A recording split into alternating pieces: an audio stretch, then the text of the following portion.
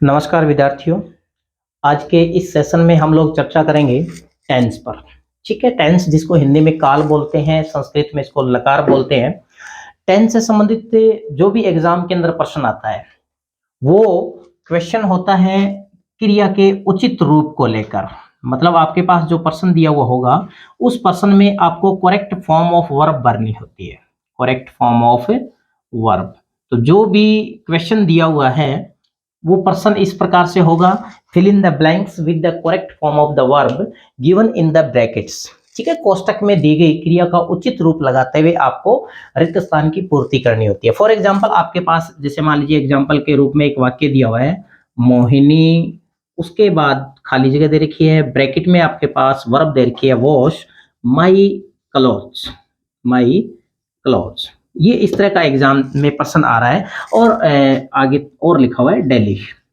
Mohini wash my clothes Delhi, ये एक प्रश्न है। ठीक है ना। अब इस प्रश्न के अंदर जो रिक्त स्थान दे रखा है, इस रिक्त स्थान में ब्रैकेट में जो क्रिया दे रखी है उसका उचित रूप या उसकी करेक्ट फॉर्म अपने को भरनी है। आपको प्रश्न में केवल इतने देखना है करेक्ट फॉर्म ऑफ वर्ब, इसका तात्पर्य वो प्रश्न आपके टेंस का ही है। ठीक है। अब इसको भरने के लिए जो दिया गया वाक्य है उस वाक्य में आपको एक पहचान सूचक एडवर्ब दी हुई मिलेगी। पहचान सूचक एक शब्द दिया हुआ मिलेगा, वो शब्द आपको बताएगा कि इस ब्लैंक के अंदर आपको क्रिया की कौन सी वाली फॉर्म भरनी है। ठीक है ना।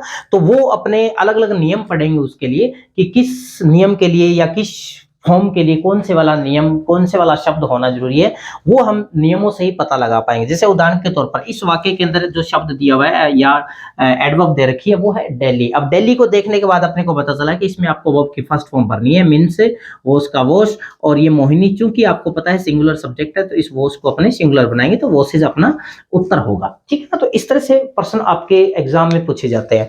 अब ये नियम अपने जानने जरूरी है और नियमों में पहले नियम पर मैं चर्चा कर रहा हूं। ये आपका रूल नंबर फर्स्ट है। आपको सीधा सा ध्यान रखना है, यदि आपके वाक्य में ऑलवेज, आपके सेंटेंस जो भी सेंटेंस दे रखा है, यदि उस सेंटेंस में always, daily, usually, scarcely, generally, seldom, often, always, daily, usually, scarcely, generally, seldom, often, rarely, barely, sometimes। इसके बाद याद रखोगे रेगुलरली, रेगुलरली। इसके बाद आपको ध्यान में रखना है ईच, ईच, और ईच के बाद में कोई भी टाइम सूचक शब्द आ जाए, each day, each month, each year, each morning, each evening. ठीक है ना, आगे मैंने डॉट डॉट कर दिया है। या इसी तरह से आपके पास आ जाए एवरी। एवरी के बाद में भी आपको वही कंडीशन जो ईच में थी, each day, each month, each year, इस तरह से आपको दिया हुआ मिलेगा। ठीक है। और इसके अलावा कोई भी दिन का नाम दिया हुआ है और उसके पहले ऑन आ जाए, जैसे ऑन संडेज, ऑन मंडेज। ठीक है, आगे मैंने डॉट डॉट कर दिया, on Sundays, on Mondays, on Tuesdays. ये अगर आपको किसी वाक्य में इन शब्दों में से कोई भी शब्द यदि दिया हुआ मिल जाता है तो बेझिझक होके अपने को उसका आंसर करना है मैन वर्ब की फर्स्ट फॉर्म। ब्रैकेट में जो वर्ब दे रखी है ज्यादातर वो बेस फॉर्म ही दी होती है, उसी को आप वहां से उठाएंगे और खाली जगह में भर देंगे। और यदि आपका ऑब्जेक्टिव टाइप पेपर है जिसमें एबीसीडी 4 ऑप्शन है तो आपको वो वाला उत्तर सेलेक्ट करना है जिसमें वर्ब की फर्स्ट फॉर्म दे रखी है। तो एक बार मैं रिपीट कर दूं, यदि आपके वाक्य में always, daily, usually, scarcely, generally, seldom, often, rarely, बेयरली, sometimes, regularly, each day, month, year, every day, month, year, on Sundays, on Mondays, यदि इस तरह के शब्द आपके वाक्य में दिए हुए मिल जाते हैं तो आपको उत्तर क्या करना है, वर्ब की फर्स्ट फॉर्म करनी है। ठीक है ना। अभी इससे संबंधित एक दो मैं आपको एग्जांपल बता देता हूं। मान लीजिए कि आप, जैसे एक एग्जांपल मैंने शुरुआत में पृष्ठभूमि के अंदर बैकग्राउंड जब इसकी तैयार की थी उसमें मैंने आपको बता दिया था। अभी इसका एक एग्जांपल और अपने कर लेते हैं। फॉर एग्जाम्पल आपके पास वाक्य दिया हुआ है दिवाली जनरली, खाली जगह ब्रैकेट में आपके पास वर्ब दे रखी है fall in the month of November. Month of November, ये सेंटेंस दिया हुआ है, ठीक है ना। अब इस सेंटेंस में देखिए आपके पास पहचान सूचक एडवर्ब कौन सी दे रखी है गुरुजी, इसमें दे रखी है जनरली। इस शब्द को देखते ही आपके तुरंत दिमाग में आ जाना चाहिए कि आपका जो उत्तर होगा वो मैन वर्ब की फर्स्ट फॉर्म होगी। अब वर्ब आपके पास फॉल दे रखा है तो फॉल का फॉल आ जाएगा, ठीक है ना। अब फॉल भरने के बाद आपको सब्जेक्ट को जरूर देखना होगा। यदि सब्जेक्ट आपका प्लूरल दे रखा है तो फॉल सही है। यदि सब्जेक्ट आपका सिंगुलर दे रखा है तो इस फॉल को भी सिंगुलर बनाना पड़ेगा। फॉल का सिंगुलर क्या हो जाएगा, फॉल्स, ठीक है ना। ये सब्जेक्ट वर्ब एग्रीमेंट का नियम होता है।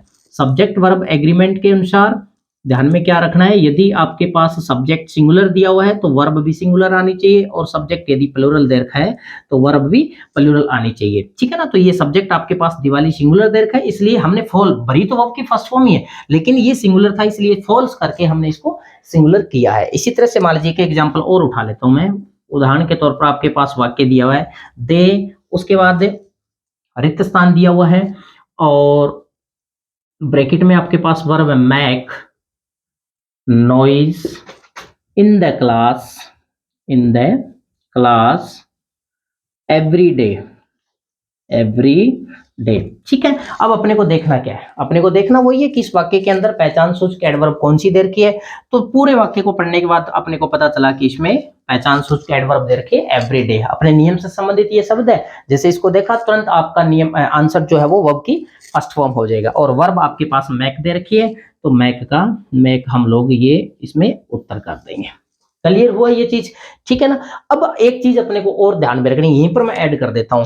आपके वाक्य में ये वाले शब्द तो दिए हुए हैं जो हमने लिखे थे, डेली है, यूजुअली है, स्कार्सली है, ठीक है, जनरली है, ऑफन है, ये शब्द तो दे रखे, लेकिन ब्रैकेट में जो वर्ब दे रखी है उस वर्ब के साथ में यदि आपको नॉट दिया हुआ मिल जाए, क्या दिया हुआ मिल जाए, नॉट, ये थोड़ा सा ध्यान रखोगे, ठीक है ना। क्योंकि अब आपको पता चल गया कि इस वाक्य को नेगेटिव बनाने के लिए वो बोल रहा है। पहचान तो ये है ही, पहचान तो ये है ही, अगर इसी पहचान का वाक्य दिया हुआ है और वो वाक्य नेगेटिव में अपने को बनाना हो, मतलब नेगेटिव का पता कैसे चलेगा गुरुजी, ब्रैकेट में जो वर्ब दे रखी है उस वर्ब के पहले नॉट दिया हुआ अगर मिल जाता है तो इसका मतलब उसका उत्तर आपको नेगेटिव में बनाना है। और नेगेटिव में बनाने के लिए अपने को क्या करना होगा, उस वर्ब से या उस नोट से पहले आपको प्रयोग करना होगा डू या डज का, और उसके बाद ब्रैकेट में जो भी वर्ब दे रखी है वो वर्ब आप लोग लगा देंगे, ये इसका नेगेटिव उत्तर हो जाएगा। डू या डज प्लस वर्ब की फर्स्ट फॉर्म, डू या does plus not plus verb की फर्स्ट फॉर्म, ये इसका आंसर होगा, ये ध्यान रखना है, ठीक है। तो मान लीजिए ये वाला जो आपके सेंटेंस है इसका यदि हम उत्तर करें तो दे के साथ में डू लग जाएगा। डू जो है वो प्लूरल सब्जेक्ट के साथ लगता है और डज जो है वो सिंगुलर सब्जेक्ट के साथ लगता है। तो दे आपके पास प्लूरल सब्जेक्ट है, इसके साथ में अपने को क्या करना होगा, डू नॉट, और ये मैक आ जाएगा, ये अब उत्तर सही होगा, ठीक है ना। एक एग्जाम्पल हम सेपरेटली और समझ लेते हैं, उसके बाद हम लोग दूसरे नियम पर चलेंगे। चलिए एग्जाम्पल नंबर दूसरा जो दिया हुआ है, मान लीजिए आपके पास एग्जाम्पल दे रखा है वी, उसके बाद खाली जगह not play, we not play kho kho regularly, ठीक है ना। अब ये सेंटेंस दिया, अब इस पूरे सेंटेंस में आपने देखा रेगुलरली जो है वो पहचान सूचक एडवर्ब है, पहले नियम के अंडर में आ गया। अब जैसे इसको देखा अपने दिमाग पे तुरंत आ गई कि वर्ब की फर्स्ट फॉर्म अपने को भरनी है, लेकिन ब्रैकेट में आपके पास नॉट दे रखा है, इसका मतलब आपको उत्तर नेगेटिव में बनाना है। और नेगेटिव में जैसे मैंने आपको बताया नेगेटिव इसका उत्तर क्या हो जाएगा, डू या does not plus man verb की फर्स्ट फॉर्म में आईएनजी। अब वी है तो वी के साथ में आप प्लूरल वर्ब भरोगे तो डू हो जाएगा, इसके बाद में अपने को नॉट लगाना है, और ये जो प्ले है वो प्ले का प्ले। एक तरह से देखा जाए तो नॉट प्ले जो दे रखा है वो तो आएगा ही आएगा, और उसके साथ में डू या डज अपने को जोड़ना होगा, ठीक है। अब इसके बाद हम चर्चा कर लेते हैं अगले नियम की। ये तो आपका पहला नियम था, दूसरे नियम की मैं चर्चा करूं, बहुत ही आसान सा है दूसरा नियम भी। आपको देखना है यदि आपके वाक्य में दिया हुआ मिल जाए यस्टरडे, क्या दिया हुआ मिल जाए, yesterday, ago, once, in the past,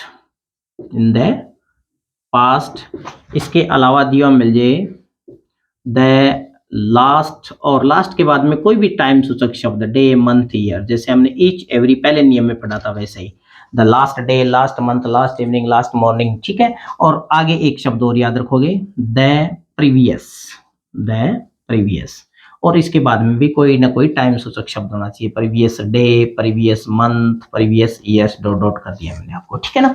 तो आपका जो भी सेंटेंस है उस सेंटेंस में यदि yesterday, ago, once, in the past, in the last day month year, the previous day month year यदि दिया हुआ मिल जाता है तो फिर आप उसका जो उत्तर है सीधा सा ध्यान रखोगे, ब्रैकेट में जो वर्ब दे रखी है उसकी आपको सेकंड फॉर्म काम में लेनी है, मैन वर्ब की सेकंड फॉर्म ध्यान में रखनी है, ठीक है। अब यही चलते चलते देख लीजिए, बाय द वे यदि उस वर्ब के साथ में नॉट जुड़ा हुआ, इसका मतलब आपको नेगेटिव उत्तर बनाना है। यदि इसका आपको नेगेटिव उत्तर बनाना पड़े तो फिर आप क्या करेंगे, हेल्पिंग वर्ब के तौर पर लगाएंगे डिड, उसके बाद नॉट, और जो ब्रैकेट नॉट प्लस वर्ब की फर्स्ट फॉर्म तो आपको ब्रैकेट में दी हुई मिलेगी, उसके पहले केवल अपने को डिड लगाना है, ये फिर अपना उत्तर हो जाएगा। सकारात्मक वाक्य है तो वर्ब की सेकंड फॉर्म उत्तर हो रहा है, और यदि नकारात्मक आपका वाक्य है, नेगेटिव सेंटेंस है, तो डिड नॉट प्लस वर्ब की फर्स्ट फॉर्म आपको लगानी है, ठीक है ना। एक इसका एग्जाम्पल हम लोग समझ लेते हैं। मान लीजिए आपके पास वाक्य दिया हुआ है, यस्टरडे मोहन, उसके बाद खाली जगह है, ब्रैकेट में दे रखा है विजिट द ताज, द ताज, ठीक है, ये सेंटेंस दिया। अब देखिए इस वाक्य में पहचान सूचक एडवर्ब कौन सी दे रखी है, गुरुजी इसमें दे रखी है यस्टरडे, वाक्य सकारात्मक है, यस्टरडे दिया हुआ, इसका मतलब वर्ब की सेकंड फॉर्म आपको आंसर करना होगा।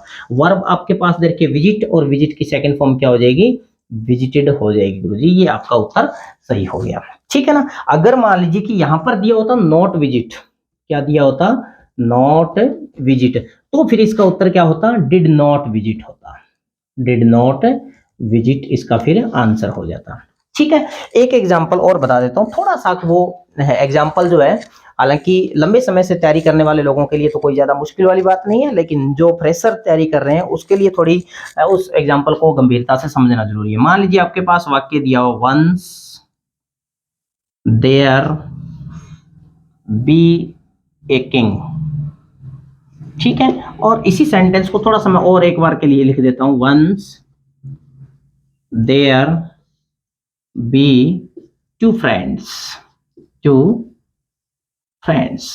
ठीक है। अब आप सोच के देखिए उत्तर क्या आएगा। देखिए पहले तो सबसे पहले अपने को देखना है इसके अंदर पहचान सूचक एडवर्ब कौन सी है, तो वो तुरंत आपको पता चल गया, सर दोनों ही वाक्यों में वंस दे रखी है, और उत्तर आपका क्या आना चाहिए, मैन वर्ब की सेकंड फॉर्म आंसर आना चाहिए। और वर्ब आपके पास ब्रैकेट में क्या दे रखी है, बी दे रखी है। अब आप सोच रहे हैं सर बी की सेकंड फॉर्म हम लोग क्या करेंगे, ठीक है ना। तो बी की सेकंड फॉर्म हमेशा ही ध्यान रखोगे क्या होती है, वोज या वर, ठीक है। अब वोज या वर, ये वोज सिंगुलर सब्जेक्ट के साथ लगेगा और वर प्लूरल सब्जेक्ट के साथ लगेगा। अब सब्जेक्ट आपके पास देयर नहीं है, देयर केवल इस वाक्य में इंट्रोडक्टरी है, ठीक है ना। इसमें आपको रिक्त स्थान के तुरंत बाद में देखना है, जो तुरंत बाद वाली नाउन या प्रोनाउन दे रखी है उसको आप देखेंगे, वो सिंगुलर है तो वोज लगाएंगे, वो प्लूरल है तो वर लगाएंगे। ए किंग आपके पास सिंगुलर है, इसका मतलब यहां पर उत्तर में क्या आएगा, वोज। यहाँ पर टू फ्रेंड्स प्लूरल है, तो यहाँ पर उत्तर में क्या आएगा, वर आएगा। तो इसमें वोज हो गया और इसमें वर हो गया। मेरे ख्याल से दोनों नियम आपने अच्छी तरह से समझे हैं, और बाकी और जो नियम है उसके लिए आपको नेक्स्ट वीडियो का वेट करना होगा। ये दोनों नियम के लिए जो हमने पहचान सूचक एडवर्ब दे रखी है वो अच्छी तरह से अपने याद होनी चाहिए। मिलेंगे अगले सेशन में, नमस्कार।